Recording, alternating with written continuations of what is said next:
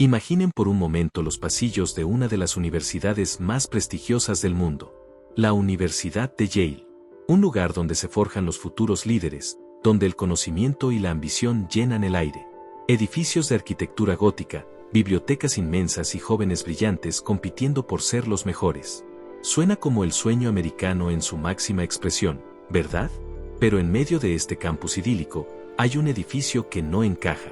Un mausoleo de piedra, sin ventanas, con pesadas puertas de hierro cerradas con candados. Sus muros son gruesos, silenciosos. Los estudiantes pasan a su lado todos los días, algunos bromean sobre él, otros lo miran con una mezcla de curiosidad y temor. Lo llaman la tumba. Este no es un edificio cualquiera. Es el cuartel general de la sociedad secreta más poderosa y enigmática de Estados Unidos, Skull and Bones. La pregunta que ha resonado durante casi 2 siglos es sencilla, pero aterradora: ¿qué ocurre dentro de esos muros sin ventanas? Y más importante aún, ¿cómo es que un simple club universitario ha logrado colocar a sus miembros en las posiciones más altas de poder, incluyendo la presidencia de Estados Unidos, la dirección de la CIA y los consejos de administración de las corporaciones más influyentes del planeta? Lo que van a escuchar a continuación no es solo la historia de una fraternidad universitaria. Es la historia de cómo se crea una red de poder invisible. Una red que ha moldeado la política, las finanzas y la historia de Estados Unidos, por extensión, del mundo entero. Olviden todo lo que creen saber sobre cómo funciona el poder. Hoy vamos a abrir, metafóricamente, las puertas de la tumba para desvelar el secreto mejor guardado de la élite estadounidense. Nos adentramos en el año 1832. Estados Unidos es una nación joven, llena de energía y contradicciones. En la Universidad de Yale, un estudiante llamado William Huntington Russell, miembro de una de las familias más ricas y poderosas del país, regresa de un viaje a Alemania. No vuelve solo con recuerdos, trae consigo una idea. Una idea que cambiará para siempre el panorama del poder en su país. En Alemania, Russell había quedado fascinado por las sociedades secretas universitarias. Grupos que creaban lazos de por vida entre sus miembros, juramentos de lealtad absoluta y una red de apoyo mutuo que trascendía la vida académica. Vio en este modelo la herramienta perfecta para crear una nueva aristocracia en Estados Unidos. Una élite que no se basara en la sangre, como en Europa, sino en la lealtad y el mérito, seleccionados desde la juventud. Junto a Alphonso Taft, otro estudiante destinado a la grandeza y futuro padre de un presidente, Russell fundó la Orden de Skull and Bones. El nombre oficial era la Hermandad de la Muerte. Un nombre sombrío, intencionado, porque para unirte, primero tenías que morir para el mundo exterior y renacer dentro de la orden. Desde el principio, el secretismo fue absoluto. No se trataba de un juego. El objetivo era claro: reclutar a los 15 jóvenes más prometedores de cada promoción de Yale. Los capitanes de los equipos deportivos, los editores del periódico universitario, los líderes estudiantiles. Jóvenes que ya demostraban una capacidad innata para liderar. A estos 15 se les conocía como caballeros, y una vez dentro, serían Bonesmen para toda la vida. La elección de sus símbolos no fue casual. La calavera y los huesos cruzados, el número 322 bajo ellos, todo estaba cargado de significado. La calavera no solo representa la muerte, sino también el renacimiento dentro de la orden. El número 322 es objeto de debate, pero la teoría más aceptada apunta al año 322 a.C., año de la muerte del orador griego Demóstenes. Según la leyenda, cuando Demóstenes murió, la diosa Eulogia, la diosa de la elocuencia, ascendió al cielo para regresar solo cuando encontrara un grupo digno de ella.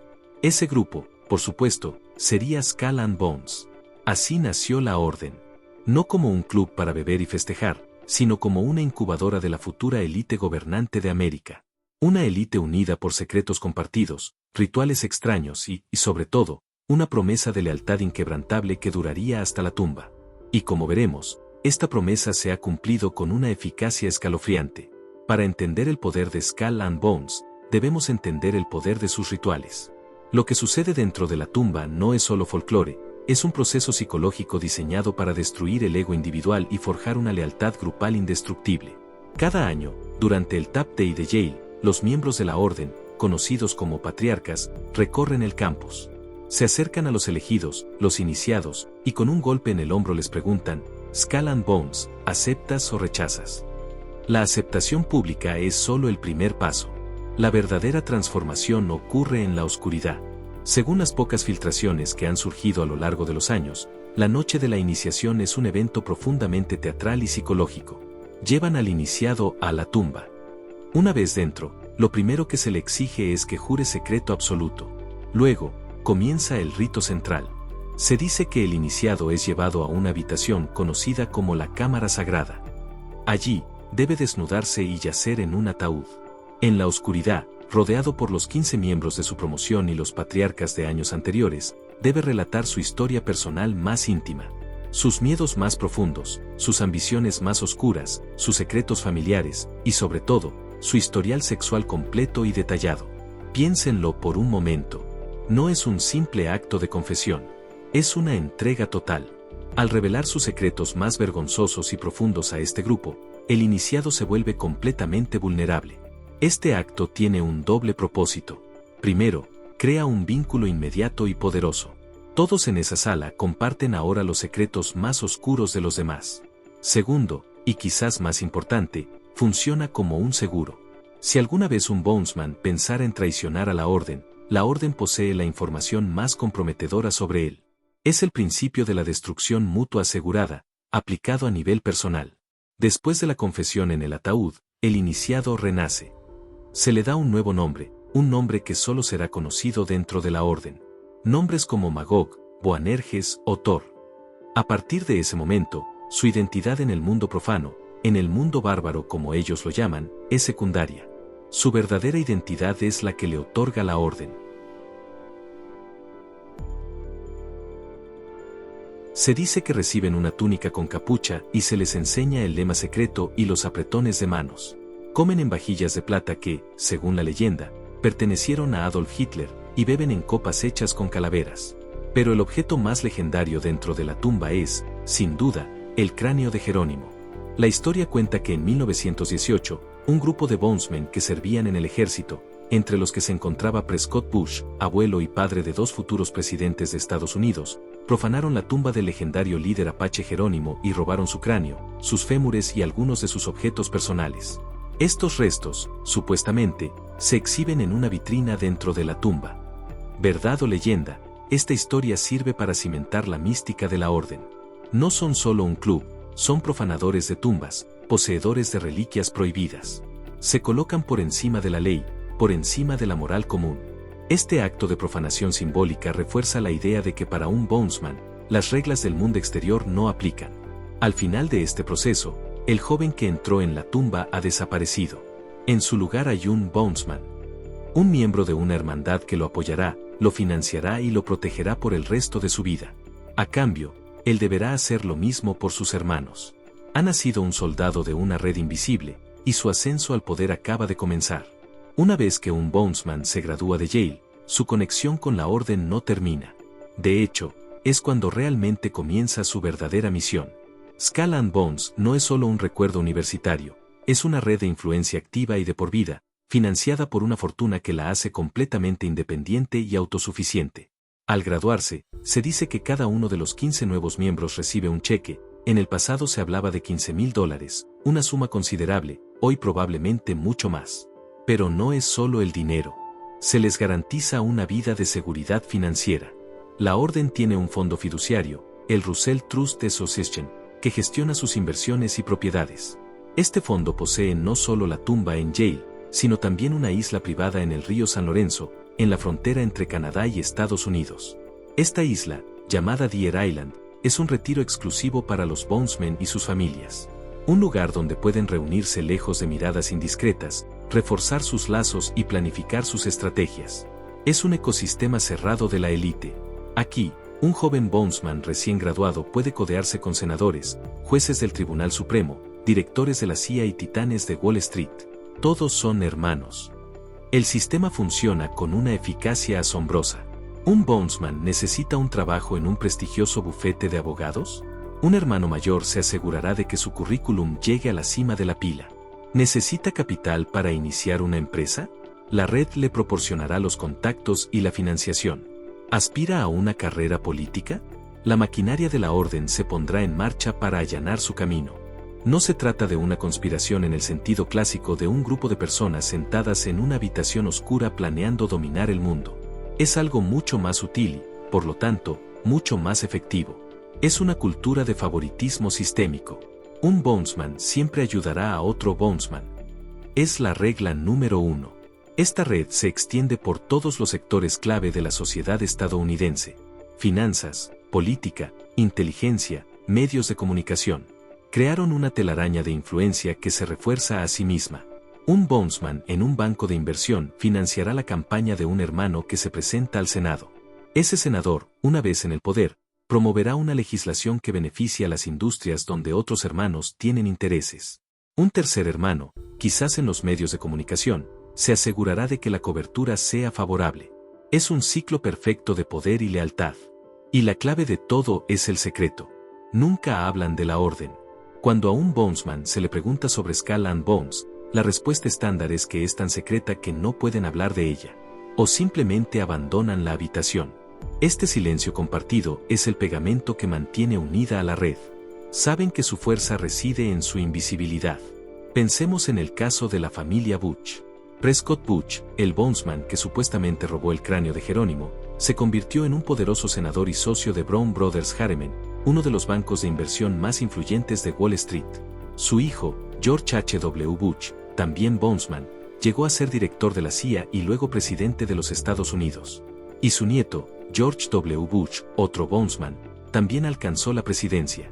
3 generaciones en la cima del poder político y financiero, todas unidas por el mismo juramento secreto hecho en la tumba de Yale. ¿Es una coincidencia? Para entender la magnitud de esta red, tenemos que verla en acción. Y no hay mejor ejemplo que las elecciones presidenciales de 2004. Un evento que dejó al descubierto, para quien quisiera ver, el verdadero alcance del poder de Skull and Bones. Si la historia de Skull and Bones parece sacada de una novela, su influencia en el mundo real es innegable, y en ocasiones, increíblemente visible. Vamos a dejar de lado por un momento las leyendas y los rituales y vamos a centrarnos en los hechos. En los nombres y los cargos. El primer bondsman en llegar a la presidencia fue William Howard Taft, también el único hombre en la historia de Estados Unidos en ser presidente y luego presidente del Tribunal Supremo. Ya desde principios del siglo XX, la orden demostraba su capacidad para colocar a sus miembros en los puestos más altos del poder ejecutivo y judicial. Pero es en la era moderna donde la influencia se vuelve ineludible. Hablemos de la Agencia Central de Inteligencia, la CIA, la agencia de espionaje más poderosa del mundo. Cuando se creó después de la Segunda Guerra Mundial, su estructura, su personal y su ethos fueron moldeados en gran medida por hombres de Yale, y específicamente, por bondsmen. Figuras como F. Trube Davison, el primer director de personal de la CIA, era un bondsman. M.C. George Bundy, bondsman, fue asesor de seguridad nacional de los presidentes Kennedy y Johnson, una figura clave durante la crisis de los misiles en Cuba y la escalada de la guerra de Vietnam. Su hermano, William Bundy, también bondsman, fue un alto funcionario en la CIA y en los departamentos de Estado y de Defensa. La lista sigue y sigue. Richard Amour, bondsman, fue embajador y asesor del presidente Nixon. William F. Buckley Jr., el padre del conservadurismo moderno en Estados Unidos, era un bondsman y trabajó brevemente para la CIA. Incluso el fundador de la revista Time y Life, Henry Luce, era un bondsman, asegurando la influencia de la orden en el mundo de los medios de comunicación. La conexión es tan profunda que se ha dicho que la CIA, en sus inicios, era prácticamente una extensión de Skull and Bones. La cultura de secretismo, elitismo y lealtad de la orden era el caldo de cultivo perfecto para una agencia de inteligencia.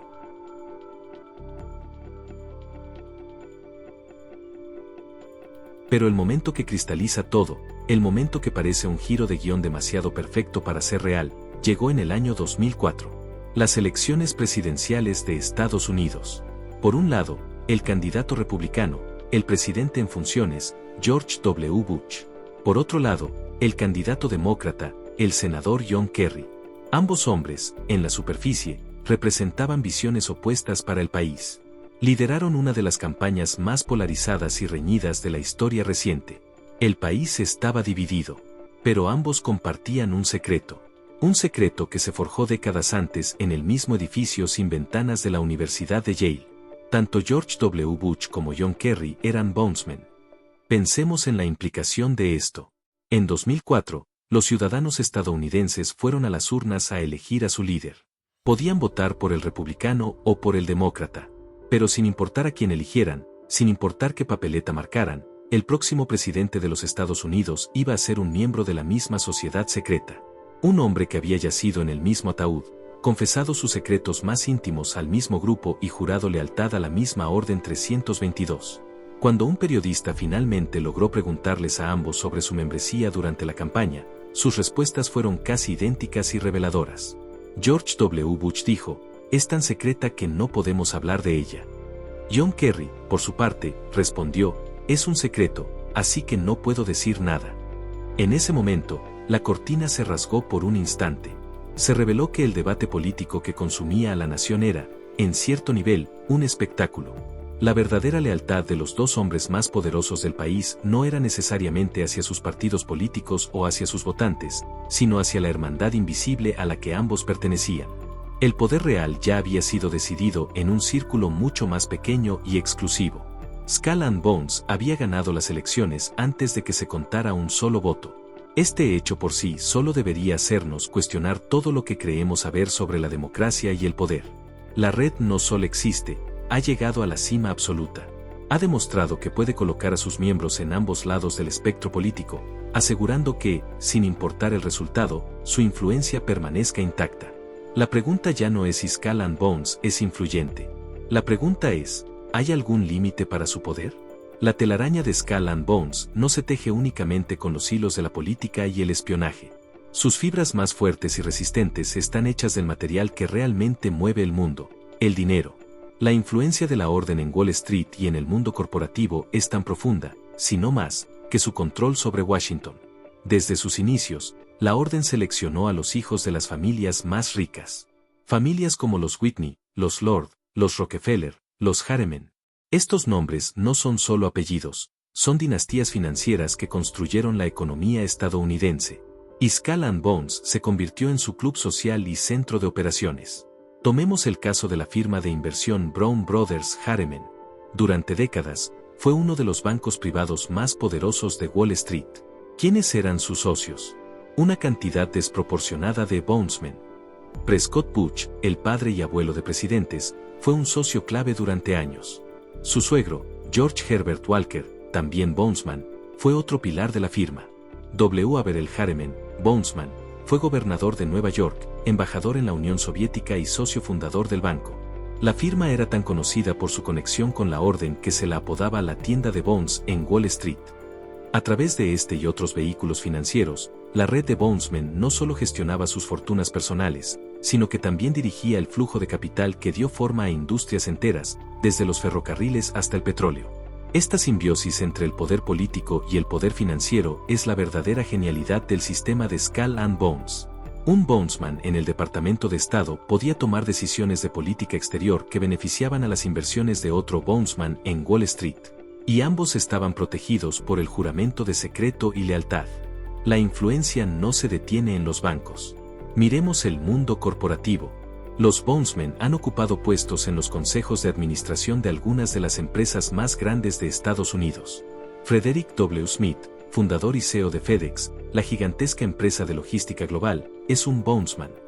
Se dice que la idea y el plan de negocios de FedEx fueron inicialmente un proyecto para una clase en Yale. La red, sin duda, ayudó a convertir esa idea en un imperio multimillonario. Austin Goolsbee, un Bonesman de una generación más reciente, fue el presidente del Consejo de Asesores Económicos del presidente Barack Obama. Esto demuestra que la influencia de la orden trasciende las líneas partidistas y se adapta a las nuevas generaciones de poder. Ya sea republicano o demócrata, el asesoramiento económico al más alto nivel puede provenir de un miembro de la hermandad. Entonces, llegamos a un punto crucial. ¿Es Skull and Bones una conspiración para dominar el mundo, o es simplemente el club de networking más exitoso y exclusivo de la historia? La palabra conspiración evoca imágenes de planes malvados trazados en secreto. Y aunque los rituales de la orden son ciertamente siniestros, la realidad de su poder podría ser más simple, y a la vez, más inquietante. La defensa de los Bonesmen y sus simpatizantes es que no hay una agenda central. Argumentan que la orden simplemente elige a personas que ya están destinadas al éxito y que su éxito posterior es resultado de su propio mérito, no de una conspiración. Dicen que es solo un club de amigos, una fraternidad glorificada, donde hombres poderosos mantienen sus amistades de la universidad. Esta visión presenta a Skull and Bones como algo inofensivo, un vestigio curioso de una época pasada. Pero esta explicación ignora el hecho más importante, los resultados. Incluso si no hay un plan maestro, el resultado final es el mismo. Una concentración desproporcionada de poder en manos de un grupo minúsculo de personas que han jurado lealtad secreta entre sí.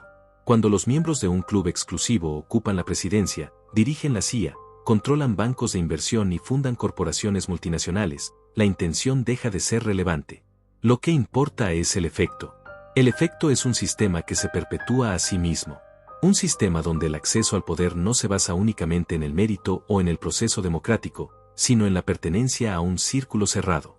Es una forma de aristocracia no declarada, que opera en las sombras de una sociedad supuestamente abierta y democrática. Quizás el mayor secreto de Skull and Bones no es el cráneo de Jerónimo o lo que se susurran en el ataúd. Quizás el mayor secreto es que no necesitan una conspiración. La red misma es la máquina. Funciona automáticamente. La lealtad de un Bonesman a otro es el combustible, y el poder es el producto. No necesitan reunirse para decidir el destino del mundo. Solo necesitan seguir la primera regla, ayudar a un hermano. Y cuando los hermanos están en todas las posiciones de poder imaginables, esa simple regla es suficiente para moldear el mundo a su imagen y semejanza. Es una conspiración de la cultura, no necesariamente del complot. Una cultura de elitismo, secretismo y poder autorreforzado que funciona a la perfección, oculta a plena vista.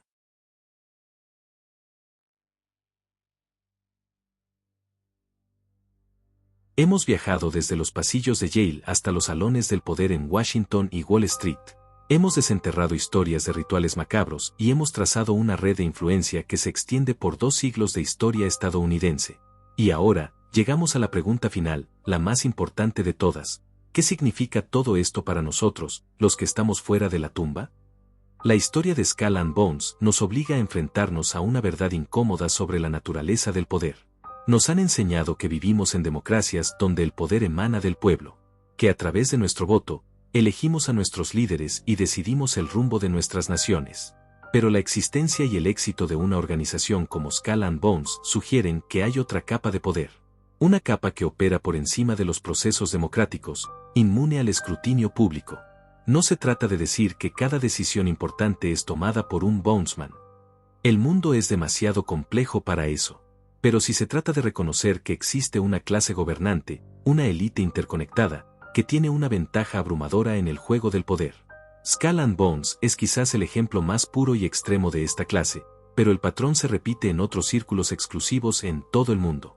El verdadero peligro de Skull and Bones no es un plan secreto para instalar un gobierno mundial. El verdadero peligro es la erosión de la confianza. Cuando descubrimos que los 2 candidatos a la presidencia pertenecen a la misma sociedad secreta, ¿cómo podemos confiar en la autenticidad del debate político? Cuando sabemos que los jefes de las agencias de inteligencia y los banqueros de inversión comparten juramentos secretos, ¿cómo podemos creer que actúan en el mejor interés del público? La Orden 322 nos muestra que la lealtad puede ser comprada, o más bien, forjada. Forjada a través de rituales compartidos, secretos inconfesables y la promesa de poder y riqueza de por vida. Esta lealtad a la hermandad puede, y a menudo lo hace, superar la lealtad a la nación, a los votantes o a los principios éticos. Entonces, ¿qué podemos hacer? Lo primero es precisamente esto, hablar de ello. Sacar a la luz estas redes. El mayor poder de Skull and Bones es su secreto. Al exponer sus conexiones, al nombrar a sus miembros, al cuestionar su influencia, debilitamos ese poder. El conocimiento es la única arma que tenemos contra las redes invisibles. La historia de Skull and Bones no es una teoría de la conspiración. Es una conspiración de la realidad. Es la prueba de que, a menudo, los hilos que mueven el mundo no son manejados por las manos que vemos en la televisión, sino por manos que se estrecharon en secreto en la oscuridad de una tumba universitaria hace muchos, muchos años. La próxima vez que vean a un líder mundial, a un banquero influyente o a un director de una gran corporación, pregúntense, ¿a quién le juraron lealtad realmente? ¿A nosotros, el público? ¿O a los hermanos de un círculo secreto del que nunca nos hablarán? La historia de Skull and Bones nos enseña que el poder real rara vez se anuncia. Simplemente, actúa. Y lo ha estado haciendo, en silencio, desde 1832. Skull and Bones es más que una sociedad secreta, es el símbolo definitivo de cómo el verdadero poder no se forja en las elecciones públicas, sino en círculos ocultos de lealtad absoluta. El mayor secreto no es lo que ocurre dentro de su tumba, sino cómo los lazos creados allí han moldeado silenciosamente el mundo exterior, a menudo sin que ni siquiera nos demos cuenta.